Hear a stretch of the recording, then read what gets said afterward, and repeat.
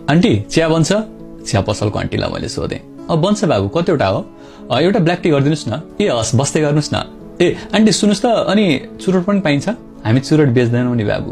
तिमी यस्तो जवान केटाहरू सबै आफ्नो छोरा जस्तो लाग्छ, अनि आफ्नो छोराहरूलाई कसरी कुलतमा फसेको हेर्न सक्छु र म छक्क परेँ। काठमाडौँको अधिकांश होटलहरूमा चुरोट र चिया सँगै बेचिन्छ। अझ चुरोट बेचेन भने चिया पसल नै चल्दैन। तर यहाँ भने चुरोट नै छैन, अझ बेच्ने गरेकै छैन रे। बाबु चुरोट खाने भए चाहिँ उति तल्लो पसलमा पाइन्छ, गएर ल्याऊ भनेर मलाई पसल देखाइदिनु भयो। घरबाट टाढा भएपछि घरको याद नआउने त कुरै भएन।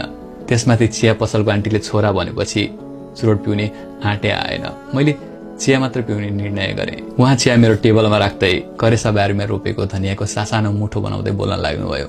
तिमी जस्तै छोरो थियो, कुलतमा फस्यो, पहिले चुरोट खान थाल्यो। चुरोटबाट बिस्तारै गाँजामा, साथीभाइको संगतले गाँजाबाट खै केमा पुग्न थाल्यो। नखा भनेर धेरै सम्झाइ बुझाइ गर्यौं। एक्लो छोरो रिसाए पनि माया लाग्ने। उसको हरेक चाहना पूरा गर्न केही नाइनास्ती गर्न सकेनौ। हुर्किँदै गयो, उसले चाहेको कुरा मन खुसी गर्दै गयो। अनि अहिले चाहिँ उसले चुरोट छोड्यो आन्टी? मैले चियाको ग्लास अगाडि बढाउँदै सोधेको थिएँ। अहिले उसले चाहेर पनि खान सक्दैन, अनि हामी खाऊ बाबु भनेर भन्न पनि सक्दैनौँ। साँझ मम्मी ढोका खोल न भन्छ कि जस्तो लाग्छ। यो फोनमा मम्मी म आज आउँदिन, साथीकोमा बस्छु है भनेर फोन गर्छ जस्तो लाग्छ। झुकिएर उसको लागि पनि कहिलेकाहीँ एक भाग खाना बसाल्छु।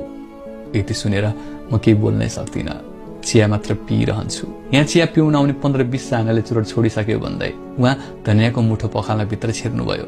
धनियाँको मुठो पखाल्न भित्र छिर्नुभयो कि आँखाको आँसु पखाल्न भित्र छिर्नुभयो